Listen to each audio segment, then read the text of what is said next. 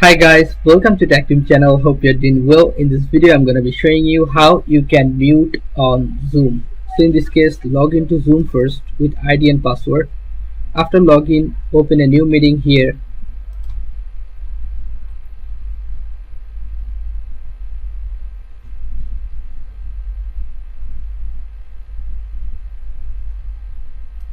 Alright, now I'm stopping the video. So you can see here participants, right?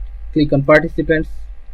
Then you'll find here one mic option, which is just put your cursor here and you can see here the mute option. Just click on mute and the person is muted. Okay, so guys, this is how you can mute someone on Zoom. So guys, if you find this video helpful, then please give a thumbs up and don't forget to subscribe the channel. Thank you so much for watching the video.